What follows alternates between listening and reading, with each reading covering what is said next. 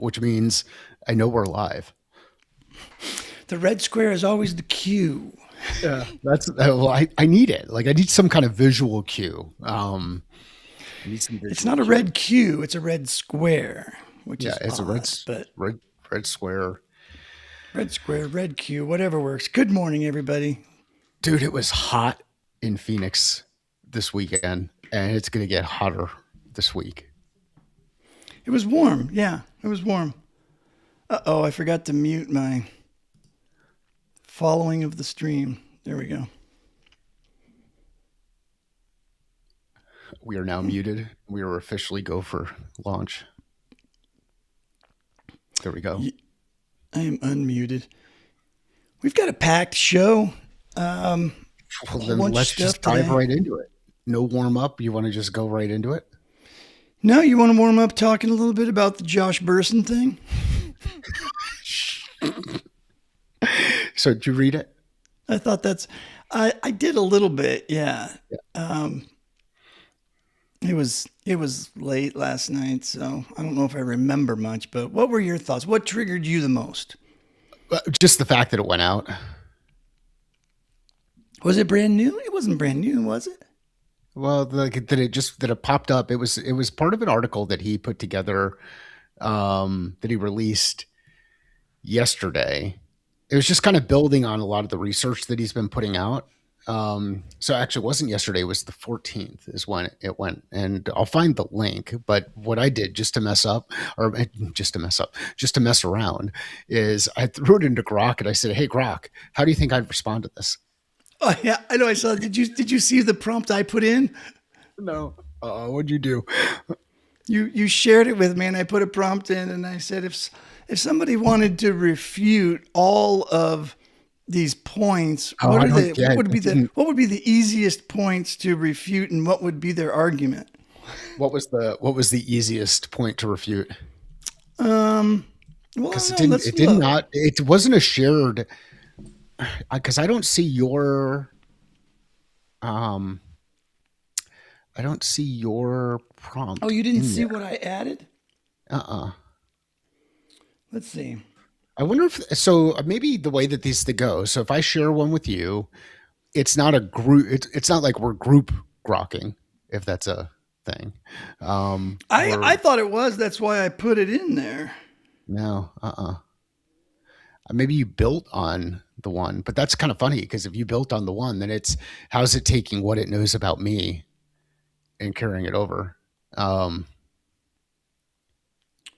yeah, I mean the basic one where Grok said, "Hey, this is what you're going to be fundamentally opposed to is the fear mongering." Um, and um, and I don't know why that gets like I just there's the Oh, okay. Yeah, I guess it does create as my own thing. I said, is some if someone was going to refute Berson's claims, what are some weak spots in Berson's claims that would be easy targets? And the mm, first one was overhype of AI readiness. yeah. Claims AI agents are real now, in quotes. Ignore ongoing limitations in intelligence, empathy, and creativity compared to humans. Bias discrimination was another one. AI recruiting tools face lawsuits for unfair screening, contradicting seamless coaching examples. Data quality dependence. Outcomes fail without high quality HR data, which many organizations lack. So it was interesting. It was interesting. What I'm wondering is what are people doing with this stuff? Like what do they actually so they go in, they read the article, they're even maybe doing some kind of work with Burson with Galileo, which is Burson's thing. What are they actually doing with it? Like where's it getting put into how is it actually informing what people think, what people do, and um, how the conversations continue inside the business. I don't know. Yeah. Yeah, I don't know. I think there's a I wonder how long we're going to keep going on um on chasing. To me it feels like we're creating another opportunity to chase shiny things, Hmm. and it and Well, distract in this from case, distract yeah. from the actual In work. this case, it's to be afraid of the shiny things. Like for the longest time, it was here's a new thing that's really cool that's going to make what we currently do better. But Yeah. now this particular boom is a we don't know what's going to happen because nobody knows what's going to happen. So here's what you should be freaked out about. Does anybody ever really know what's going to happen? No. Okay. So, all right. So let's just say not everybody, it's rare to ever find an instance. Like I can give you a couple of instances when you know what's going to happen. When you watch the same movie over and over again, you know what's going to happen next because it's already been recorded. It's in the can. It's already been produced. It's not going to be modified. Now, um, there's a there's a running joke in our household right now, which is going to sound tinfoil hat ish, but it's good to get copies of books because over time some of those books change. So there's a so if you've got like the world's greatest sentence, which is the Walter Isaacson book on the Declaration of Independence. We've got a print version, we've got a digital version, and then I've got an audio version. It will be interesting to see if anything changes over the course of the next 5 to 10 years across all three of those versions. The only one that we're ever going to be able to compare against is the actual print version. Yeah. Now, I, my money is it's not going to change. That's where I firmly sit in because I like it. Just we're not going to that there are parts of that book that aren't going to be rewritten. I have members of my family who are certain that there are parts of that book that will be rewritten. So as you go through, there's nothing that we really know. Um, Actually, I'll say something that we know. We know that things will change. We We know do know that that. the people inside your organization are going to change. The technology that you decide to bring into your organization is going to change. The medium and the mode that you're able to use to help convey information will change over time. It will change over time. What's your job? If your job is to help improve performance inside organizations, ask yourself, is the work I'm doing right now helping to improve performance? If yes, go keep doing it. If no, why am I doing it? Or if my job is to help people be in compliance, reduce risk relative to government requirements or standards that we need to meet, or whatever the thing is that could potentially hurt the business. If you're Ask yourself, am I doing stuff that does that? If yes, keep going. If no, then ask why. So your ability to make decisions and think critically and think creatively in the field will not change. You will still you At least that has stood the test of time. We've lost our skills over time, I think, and we don't push on those skills over time. And if you want to go, if you just want to look at it, just ask, at what point in time did your kids stop asking why? Yeah. So anyway, Well, if you take it down one level to the tactical stuff and just get it to like what's actually getting done out there, right. I, I, I think with just about every massive change that I've seen come through the industry forced by new tech, it takes a long, long time to get to some sort of real implementation of it. And I still am asking and looking and can't find any successful major AI implementation. Yes, people are using the $20 a month tools and the counts for, building assets, getting ideas, right? Using it as a coworker, as a partner in doing what you already do. But nobody in full on production of building real stuff has utilized AI to the point that we're hearing about it and reading about these things in these types of reports. So I think I think that's a good thing right now because we're still in this whole early adopter phase, Yeah. right? I'm just saying it's the reality and people need to kind of settle down. Yeah. So we're in the early adopter phase, and um, periodically I'll share little stories about like Jed and I going back and forth inside the business because we're both working together inside this business now, and um, it is frustrating for both of us at different points in time, depending on the context of the situation. Jen will put together like a document, a one-pager document.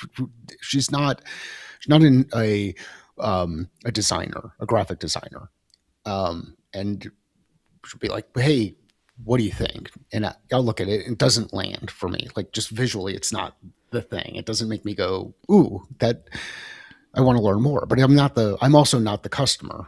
Like I'm the solution provider. So Right. I got to be careful about my bias. So what we did this weekend is I just showed some stuff that I did where I took it and I threw the document into Grok, I threw it into Claude, I threw it into ChatGPT, and I threw it into Gemini. And I said, same question. How would you improve this? Question. Just Make drop it better. it. Yeah. I didn't even say just make it better. It was just like, hey, how would you improve this? And it was awesome to see the different things that came out of it. And one of the cool parts about it is now that's not the emotion of me being the one providing the feedback on it and be like, well, just get Mike's just being a dick and doesn't like this thing. And I worked really hard on it, all that other kind of stuff. It's, oh, okay, here's some things for consideration. Some good things, like in one instance that having the hook was better out of one tool than the other one. So these tools are helping improve our workflow, but we're still trying to figure out exactly how to use them. Now, the clearest thing that I've done, and I've shared this story before, is I've outsourced podcast show notes to the tool. That's a Right. specific job. It's a very simple thing to do. Like anybody literally could do that. Anybody could. You're just, instead of a human having to listen to the whole thing, now you're having a tool review the whole thing. Now, I'm a step closer to building that local system, whatever it's going to end up being called. And I don't even know what to call it yet. I don't know. I don't want to say my local bot or my local agent or my local whatever, because I just don't know. I don't know what to call it just yet. What it seems like, it's going to be my local instance where workflow happens to edit podcast audio and video by me just putting the raw stuff into the system and then letting it do its thing over a period of time and then get better at doing its thing. I'm super excited and stoked to see what happens and where it goes. And from what I understand, my new machine is going to be in here later today, which is a little bit faster than what was planned, which gets me to a point where I'll be able to move some of the other machines around and start testing and then be able to share with it. But I think I think this is the cool part. At the frontier, there's individuals who are using it to do some really interesting things. What we're struggling with figuring out is how do we apply those things inside organizations and do them at scale. Yeah. And Everybody's still doing. The dream is, well, or the nightmare, however you look at it, is how we do things are going to change radically. But in reality, we're currently just paving the cow paths. where's paving the cow paths come from? The rumor that that's where our roads came from. The Ah, okay. I think it's been refuted, but I like the phrase, so I I like still it too. use I it. think it's awesome. I think it's awesome. And I mean, it gets into a lot of what we talk about. Um, if you think your design is absolutely just amazing, um, go watch how people use it, and you might be shocked that they Yeah. use it a little bit differently than you had expected. And if you want to see, my favorite visualization of this is when they show those overhead pictures of college campuses, and they have all these nice paved walkways and whatnot, and then you see the cow paths that go Here, through. here are the paths they actually take. Yeah, it's and it is it's it's one of the it's we're very fortunate to be alive at this time where we get to do a lot of these things, or at least I think Yeah. we're very fortunate to be alive at this time where we get to do a lot of these things and kind of see this evolution happen. So anyhow, It is fun. Well, I think we should probably start the show because we're going to run out of time. It's a long one. all right. It's That must Monday. We got a lot of stuff to talk about, that apparently. must mean Claude is our producer today. Being, yes. See, Claude has a lot to say, a lot more to say than Gemini. Even when I tell it to keep the show under 15 minutes, this is going to be way more than 15 minutes. But let's just give it a shot and see what we get through. Are we ready? I'm ready. Let's roll it.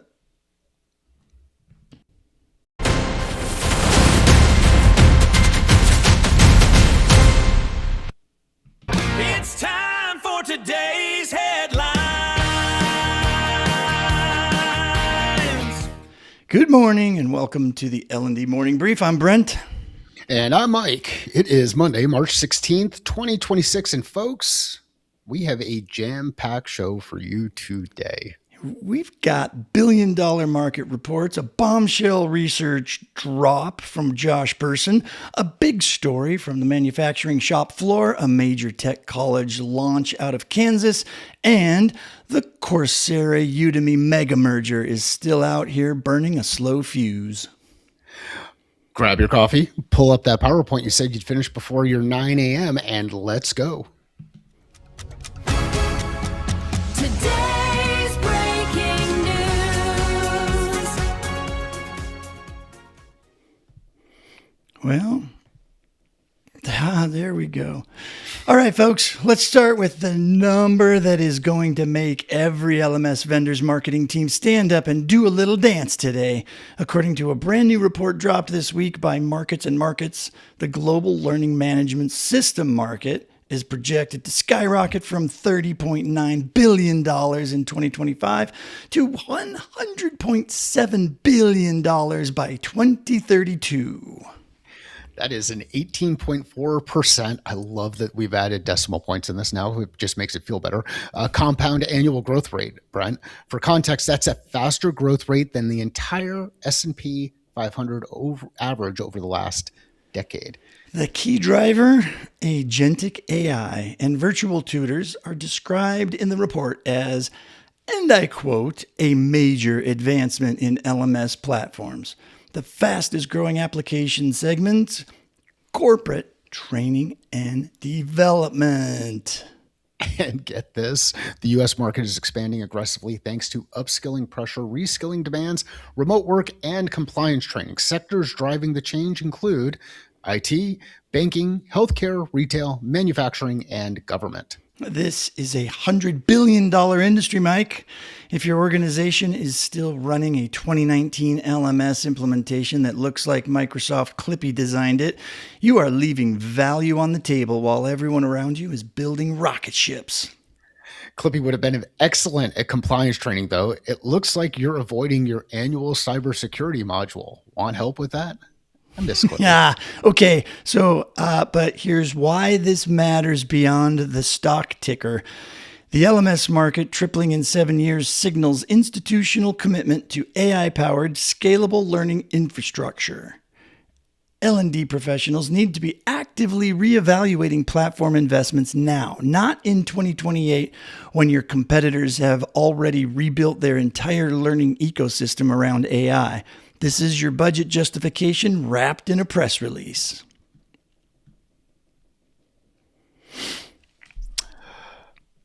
Ready to go on to number 2? Yes, did we have anything we wanted to talk about it, or do we want to talk about it at the end? I'm shocked that we really think the LMS is the answer in all of this. That was kind of my thought too. That's a. Not only that's a do we think really- the LMS is going to be around, we think it's going to be growing epically. I mean, that is that. Yeah. Okay. Wow. Yeah. Okay. Yeah. For sure. Let's move on. I literally would not have been on my bingo card. What? That wouldn't have been on my bingo card. Yeah. It wouldn't have been on mine either. I thought I would start to hear news stories of it dropping, not like we're launching into the stratosphere. And accelerating faster than the S&P. Like But yeah, maybe that's the reality. Maybe we're both falling for the hype of AI, and the reality is, at the end of the day, nothing's really going to change. This whole AI thing was just a bunch of bupkis. All right, let's move on. It's time for technology and innovation. All right, Brent. Next up is a story that is going to either excite you or terrify you, depending on where your organization sits on the learning maturity spectrum. Industry analyst Josh Bersin and his company released their 5th annual corporate learning study earlier this year, and in the past week, the data has been spreading through L&D circles like wildfire. Here's the headline. 74% of companies say they are not keeping up with their organization's demand for new skills. What? 74%? That's wild. That means roughly 3 out of every 4 companies, even as they spend billions on training, are still falling behind. Right, but here's where it gets really interesting. Bersin's research also shows that AI-first learning teams, what they call dynamic enablement organizations,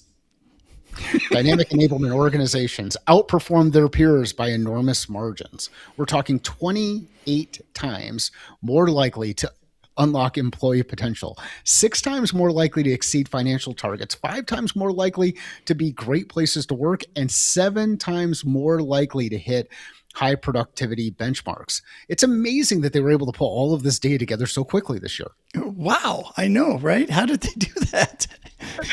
28 times more likely to unlock employee potential. Someone put that on a billboard. The study also introduces the concept of dynamic enablement, moving from the old model of here's a course, go learn, to real-time AI-powered performance support embedded right where people are working. Bob Mosher would like to have a word. Josh Bersin's team is essentially saying the 30-year era of e-learning and video courses as your primary delivery mechanism is over. And I know some of our viewers are like, Mike, but I just rebuilt my content library. We hear you. The research doesn't say to throw it all away. It says the future is about using AI to make that content dynamic, curated, personalized, and delivered in the flow of work. Vendors like Arist, Sana, and are now owned by vendors like Arist, Sana, now owned by Workday, Docebo, 360 Learning, and Cornerstone are all pivoting furiously toward this model. If your LMS vendor isn't talking about agentic learning by now, that's a red flag. Yeah, they definitely won't keep up with the S&P. Well, we'd like to think so, right? Why it matters. Bersin's research is the most comprehensive benchmark data L&D has this year. The 74% statistic is a board-level problem, not just an HR problem. This is data that helps L&D leaders make the case for transformation budgets, platform modernization, and shifting from training completion rates to business outcome metrics. The L&D takeaway, your boss's boss wants to know if training is driving results. This research gives you both the diagnosis, 74% aren't keeping up, and the prescription, AI first dynamic enablement. Download the Bersin summary and bring it to your next leadership meeting. All right, I want to go into this one. Okay. And here's number one. Had someone joined TLDC 18 with you and Luis way back when, and this paper would have been out, I wouldn't have had so many people irritated with me. Do you remember how pissed off people were in that I don't think they organization? they didn't understand where you were coming from at the time. You were ahead of your time, Mike. You were pre-COVID before pre-COVID was a thing. I remember the like Tammy Preble afterwards was like, that's not going to happen. There's no way. Like, and in the session, there's like just the pushback. And really it was, well, first off, when did e-learning really become a thing? Oh Lord. Well, I mean, it was renamed at the Y2K thing. I think I like to think it kind of all was right about that time. Maybe a year or two before, maybe it was officially named or renamed or whatever. It was when like Intel started renaming everything with the little E in front of it, and every other big company was naming everything little E. That's when we did it. But it was computer-based training. It was CBT for the longest time. Well, and we talk about 30 years here inside the, and maybe the producer's taking a little bit of liberty with the timing, instead of 25 years or 26 years is 30 years. But like the whole idea of being able to support performance has been this thing that we've chased for a very, very, very, very long time. Oh yeah, I remember one of we've my earliest events that I ever went to. I think I met Gloria Geary. She's like the godmother of performance support, and yeah, I mean it's been a thing. It's been a thing, right? And it's cool. Like all over time, we've wanted to support people. I mean, that's why you get coaches.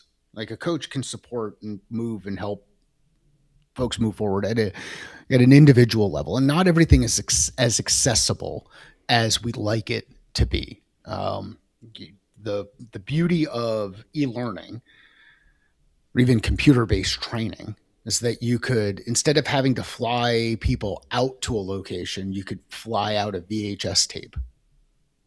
You could get that VHS tape and everybody could come into the room, and as they won't walk into the room and someone pushes the tape in, somebody else is handing out the little signature file and everybody's signing off on the sign-off sheet, just saying that, yep, I've actually was in here and in the room while we watched the tape. And while somebody else hit the play button. Yeah. Well, then it's all about money. If you remember, and if you think about it, and I'll put on my cranky old guy in the balcony hat.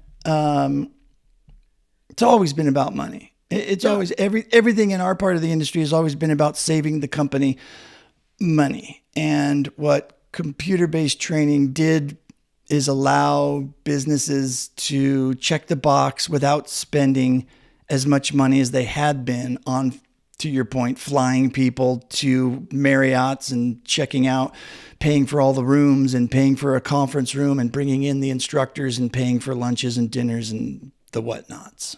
Yeah. And for those of us who've been in this space long enough and actually done the work, like in the field, just ask yourself this question. Do you believe that people learn more in the classroom or by doing the work? Well, I don't think anybody will argue there, Mike. It's doing the work, I believe, would be the correct answer. So cool. So now what's awesome is we've evolved into this period, this space where everybody has, I'm going to go back to the dude at DevLearn. If I could only get people to get the training onto here. Well, phones.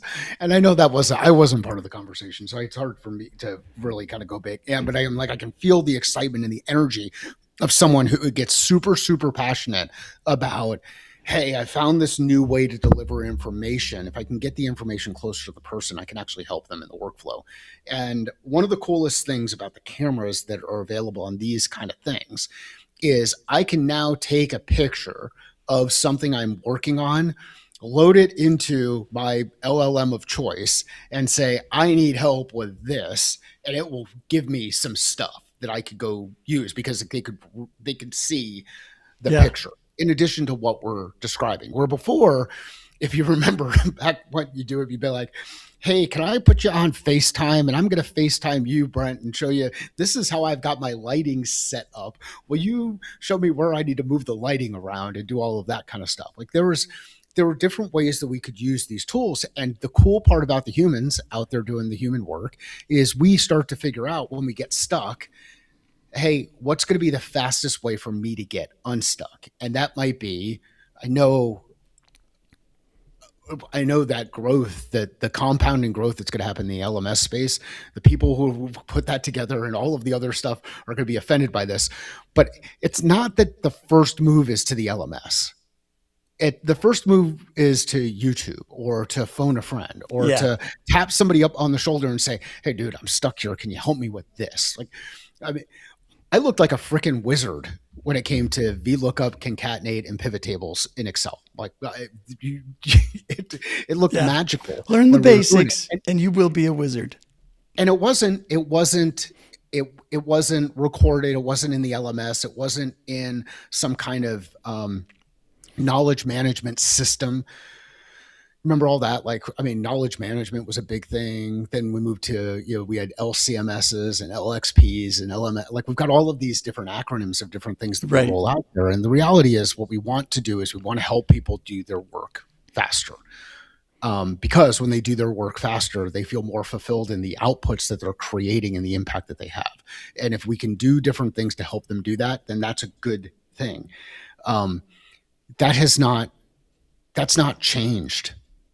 No. Like we still want to do it. Now what's happened though is the technology is enabling us to do it a lot faster. And I think you've got to ask yourself the question, if you're one of those roles and you're slowing down or you're impeding progress because of your compliance or because of whatever, or because that's not how we do it, or because it's not instructionally sound, or it's because of whatever, then what are you doing? How are you actually executing on your mission? Anyway.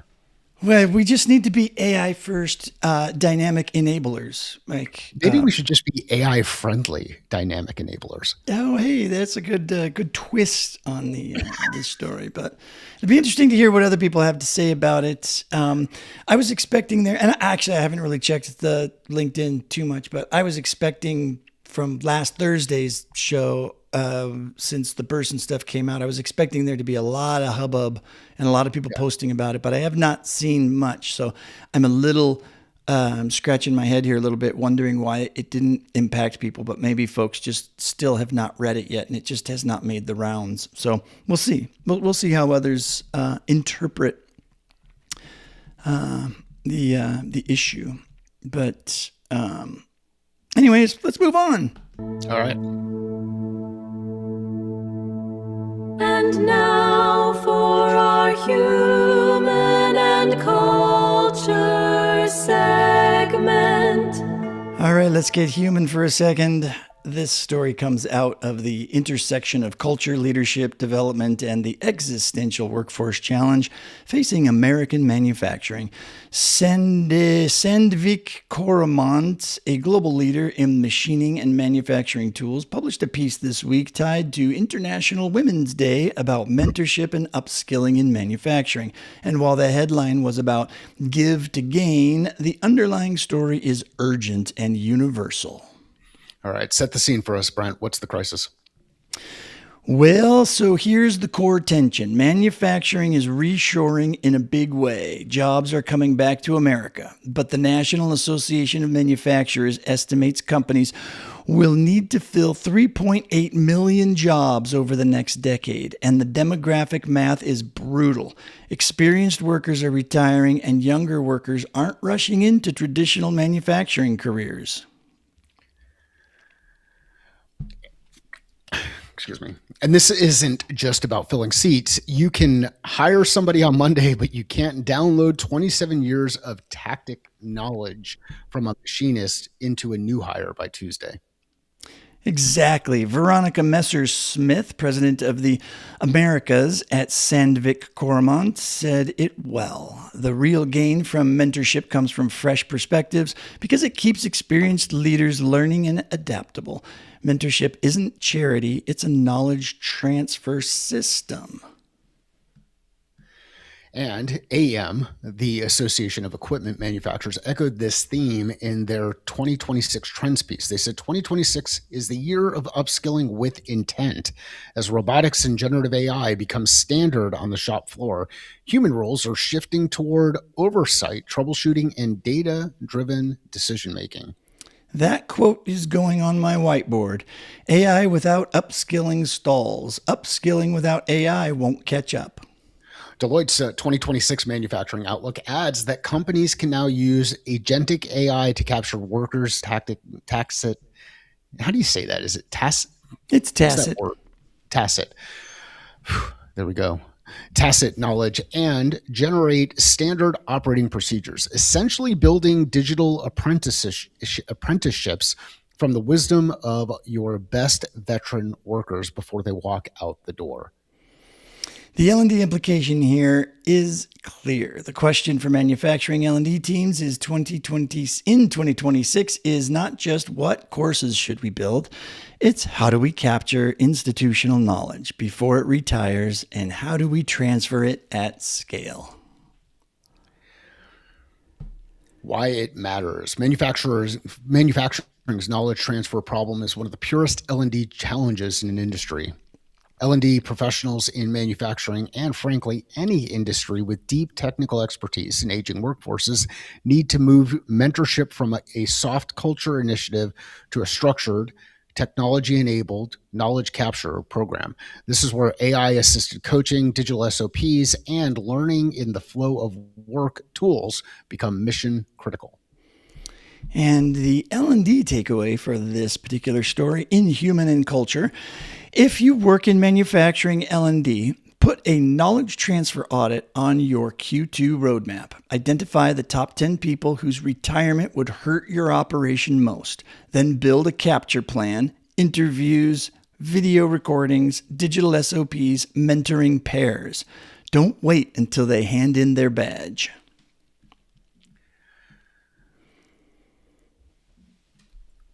Anything on that one?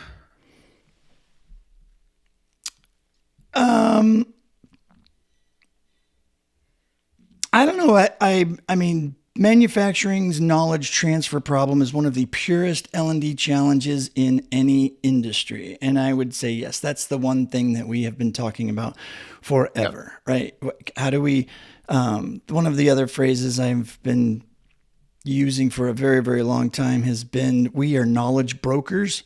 We basically, there are people that have the knowledge and there are people that need the knowledge, and we are the brokers between the two. And we make that happen. The easiest way to make that happen is one-on-one. You get the person that has the knowledge and you hook them up with the person that needs the knowledge. But that doesn't scale. And so what we do is we come up with ways to use technology, hence learning is an event, training is an event, learning is a process. Technology supports them both. We use technology to simulate the person that has the knowledge to be able to spread it out to a mass audience in order for it to scale. I think one of the things, and these are DJI wireless lab mics. This is a different version than the one Brent and I used when we did a Disrupt HR event a couple of years back. The original ones are someplace here on my desk, but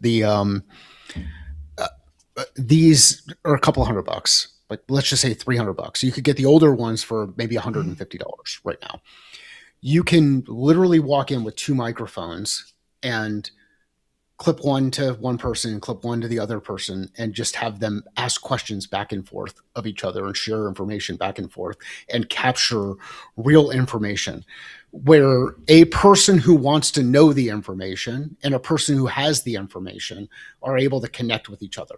Not a person who's responsible for gathering the information and doesn't really have the curiosity required to go gather the right information. And there's a difference. So people get all hung up in this whole SMEs, how to have better conversations with your SMEs, or how to get better information out of your SMEs. And you're laughing, Brent. Like, have you ever been in a room where someone talks about this kind of thing? Oh, yeah. So I've probably been that person, so it's okay. Okay. See, and typically when you go in there to talk with your subject matter expert, you probably have a list of 20 questions that you're going to ask. Yeah. Oh, yeah. You're supposed to, right? This is what we're taught in proper instructional design workshops and educational institutions. The specific questions that you're supposed to ask, and then when something surprising comes up in the answer, and you're not listening because you're just paying attention to the script, and you move on to the next question, how much information did you lose? You lost all of it. You lost them. You lost the magic. And that's where, like, you can use technology to enable these things to happen. And it doesn't necessarily have to be the latest and greatest technology. Like, you could get a recorder. Back in the day, what you do is you'd get a recorder. You'd have one of those little handheld recorders, and you'd hit record, and you'd record the conversation. And then you'd have to go back in, and somebody with what do they call those things? Like a like a court reporter type recording kind of thing, where they record all the stenograph or stenograph or something like that. I don't know. They go gather all of that information. But here's the coolest thing about the technology now. You literally record, you put it into some kind of tool, and it will give you the transcript of everything that was said in that. Yeah. That's the cool thing about AI right now. It's one of the best use cases for it right now, right? It's absolutely amazing. It's absolutely amazing. And yet we're going for the shortcut, or we're going for the whatever thing that's out there. If you're, I'll get off my. I think at the end of the day, this just reminds me of the one thing that I think these reports and whatnot, they just overcomplicate things. I think we come up with too many different words and too many different new trends and buzzwords, when at the end of the day, our job is really simple. There's people that have knowledge that aren't going to be around much longer. There's people that need knowledge that are going to be around longer. And it would be really great if the person that has all the knowledge could share some of that knowledge with the people that are there, and period, end of story. Figure out how to do that, solve that problem.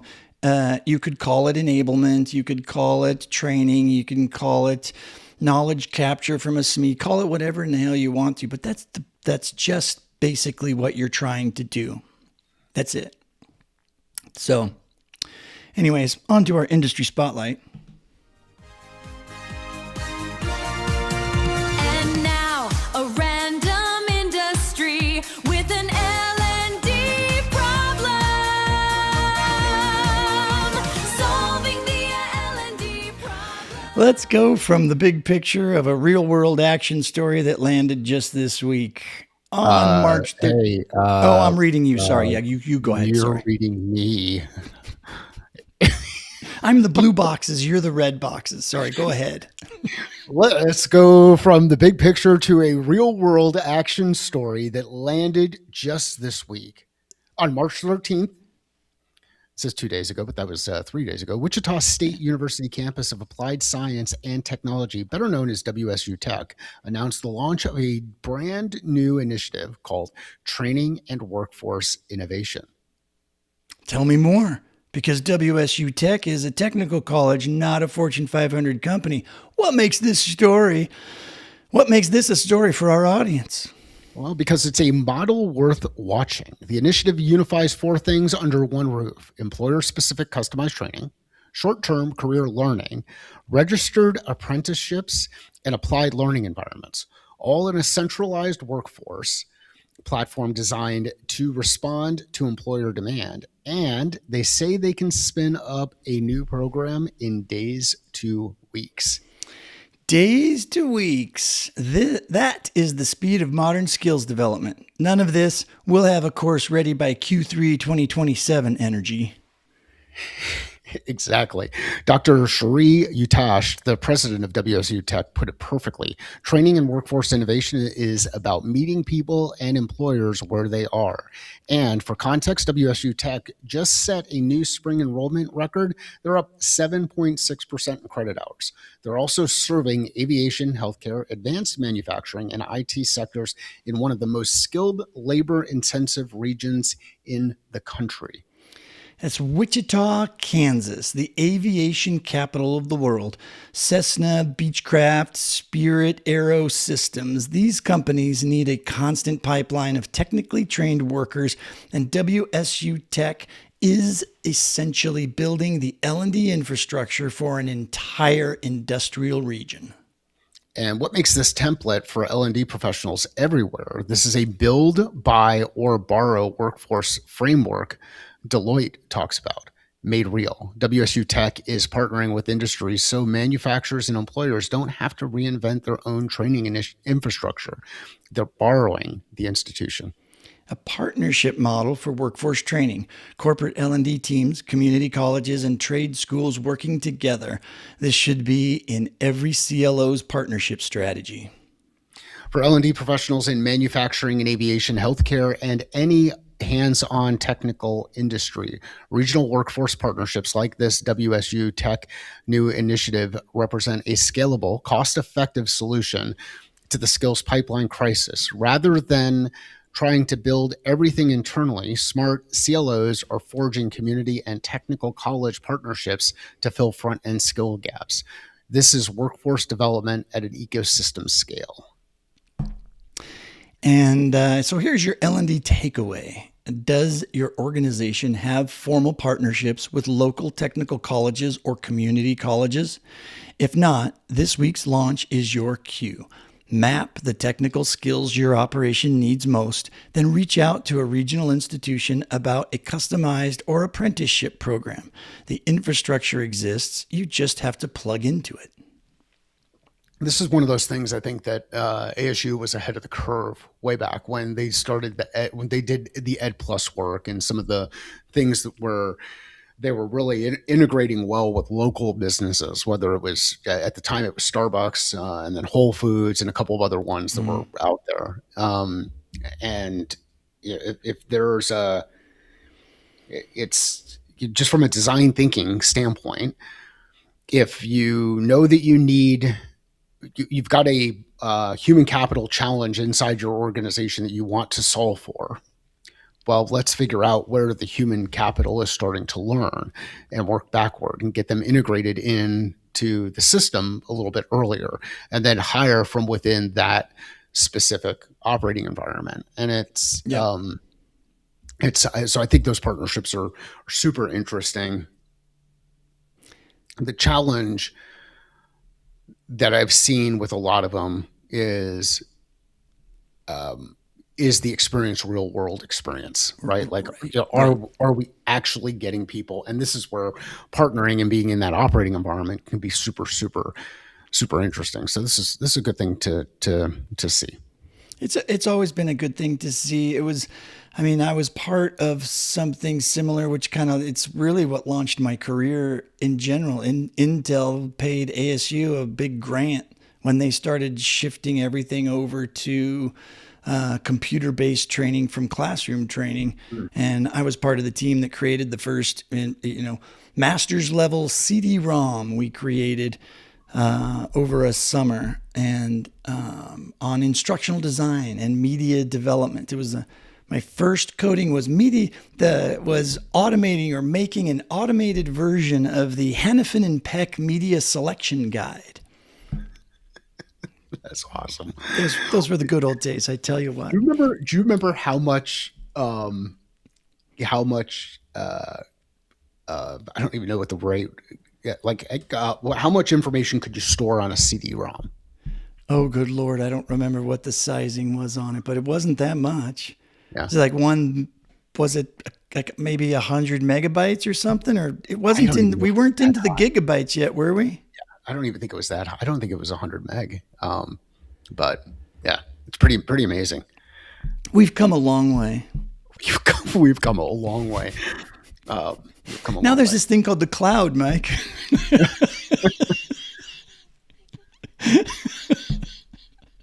Have you heard about it? Yeah, I shout at it. Yes, every single day. I do like this. I do like this, though. I do love the partnerships. I do love the sectors. I do love hearing about Kansas, too. I had no idea that that's where the aviation capital of the world was. I didn't realize all those companies were in that area, which is cool to know. So, yeah, of course, it's smart for the academic institutions. I think Arizona is actually just it's all of the semiconductor manufacturing that's being ramped up here, all of the data centers that are being built here. I mean, there is massive growth in Arizona. Yeah. And so I know there are some initiatives going on at the community college level. I'm certain ASU is well connected with some of the other programs, and I'm sure they're working with the industries to make, to get the workforce skilled up as soon as possible. So it'll be interesting to see where that stuff goes to for sure. But anyways, before we run out of time, we do have one more sector to talk about, one more story. It is our authoring tools and platforms. And now for the news in authoring tools. Okay, we close today with the deal that is still making waves across the enterprise learning platform world. By now, you've probably heard Coursera and Udemy agreed to a merger back in December 2025 in an all-stock deal initially valued at around $2.5 billion. The deal is expected to close in the second half of 2026. Let's put some numbers on the table so people understand what this combination looks like. Coursera had 191 million registered learners and strong university and enterprise credential partnerships. Udemy had 80 million students and over 250,000 courses, the broadest marketplace catalog in the space. Combined, this would be the largest online learning platform on earth. The strategic rationale is AI-driven. CEO Greg Hart framed it as AI is rapidly redefining the skills required for every job across every industry. We need a platform that is as agile as the skills learners must master. The combined company projects over $1.5 billion in annual revenue and expects $115 million in annual operating cost savings within 2 years. But, and there's a big but here, the market is skeptical. Coursera's stock has dropped about 26% since the announcement, which has dragged the deal's implied value down from $2.5 billion to roughly $1.8 billion. The all-stock exchange ratio is fixed, so Udemy shareholders who were promised the equivalent of $6.35 a share are now looking at closer to $4.73 a share. So the deal still has to clear regulatory approvals, shareholder votes from both companies, and pass the eye test of the enterprise L&D community, who will basically be deciding between do we put our enterprise training budget on this platform, or do we keep going with LinkedIn Learning, Cornerstone, Degreed, or a dozen other competitors? What L&D professionals should watch for is how quickly the combined platform integrates AI tools, whether it's the Udemy instructor marketplace that gets squeezed under a new Coursera economics, and Coursera already hit instructors with a new 15% platform fee in 2026. And whether the combined content library actually becomes more powerful for enterprise upskilling.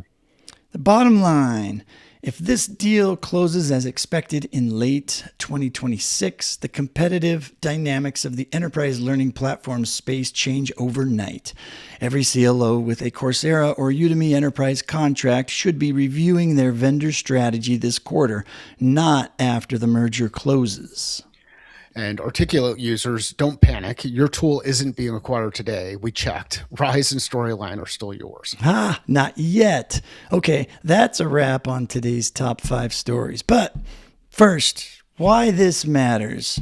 We should definitely talk about that. The Coursera Udemy deal represents the biggest consolidation event in the enterprise online learning platform market since LinkedIn acquired lynda.com in 2015. If it closes, it reshapes competitive dynamics for every learning platform vendor, from LMS providers to content libraries to AI coaching tools. L&D professionals with enterprise contracts need to monitor vendor stability, pricing changes, and platform evolution closely. What's the takeaway, Mike? It's put a platform strategy review on your Q2 agenda. Which vendors are you most dependent on? What happens to your learning infrastructure if major consolidation shifts pricing, content access, or platform features? Vendor concentration risk is real. Diversify intentionally.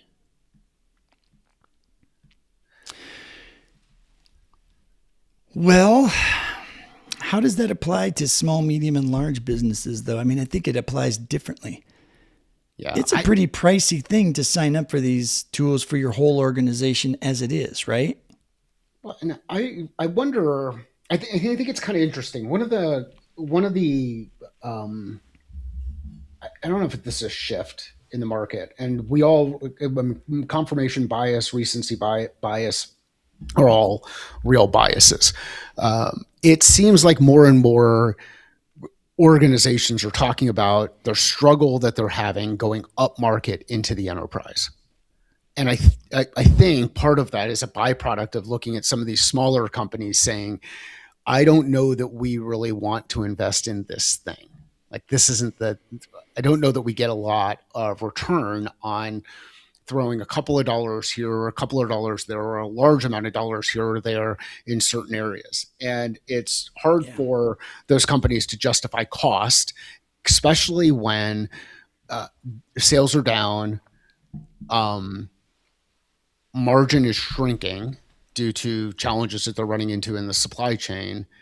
So there are all these different variables that are out there. And I kind of wonder if the only people who really care about this whole thing are the shareholders and the people that are inside those companies, which I know is being a little bit of a jackass around it. But I've been fortunate enough to be around content libraries and content aggregators for a long period of time. And one of the selling points way back when was more, until the point that people started asking the question, what percentage of the library do I actually use? Yeah. You know, does anybody still ask that question? Does anybody care? I'm going to go with no. Yeah, I don't know, because I'm out of that part of the game right now. I think the better question is, if you agree that people don't care, or you wonder whether or not people care, then the next question is, what do they care about? Like, what do they really care about doing? And that's the question we should leave with our audience today, because we are at the top of the hour.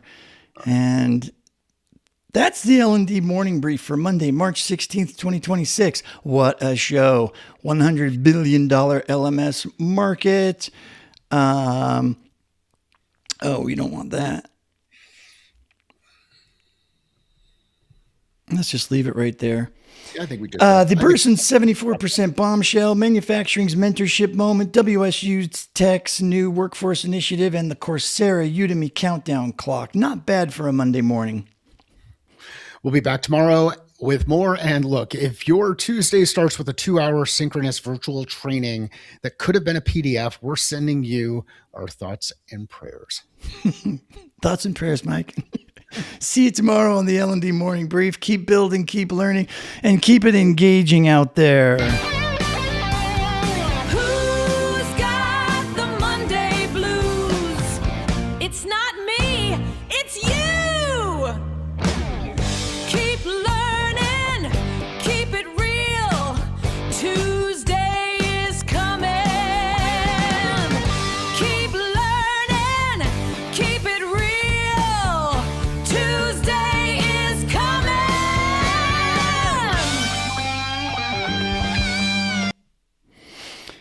there you go. There we go. Our Monday outro. All right. What was your favorite story, Mike? I agree with you. I think the WSU one is interesting. It's good to see more of like the highlighting the importance of those local partnerships. I think one of the questions is, do the people who are going to school out there want to stay there? And if they do, then there's a great opportunity to help be able to help kids who are looking for jobs find jobs. That's a struggle that a lot of kids are running into right now. Now, part of the struggle is they have a outsized view of what their value is that they deliver to those organizations. Right. I think they should just get, it's time to move into, what very, very high paying roles. And at the same time, there's internal pressure to reduce hiring inside organizations, because as you hire more people, you increase headcount, you increase expense. And if there's it's a very interesting time that we're kind of working through, and we've gone through a lot of interesting times. That to me was my favorite one. Yeah, it's probably the most real, I think, that touches everybody. So, anyways, I didn't see Craig or Wendy today. I feel very sad about that. I feel sad too. It says that we have 2 people in the thing, but I don't know if those 2 are us. So we'll figure it out. We're still in this mode of just getting started as we go through this and kind of refiguring things out and testing different things. We're going to test a couple of other things as we go through this week. We'll do this every morning. If you know somebody who to get value out of this conversation, enjoy the discussion, or thinking about these things, just wants to listen to 2 guys go back and forth on their thoughts on this space at 9:00 in the morning Eastern, point them our way. Point them our way, and it'll be fun. And we're learning AI. We're talking a lot about AI too when we have extra time. When we don't use Claude, we have more time to talk about the tools we use, and we share the background and the behind the scenes. So if you're into that kind of stuff, and we'll see everybody tomorrow, Mike. All right. See you then. Adios, everybody.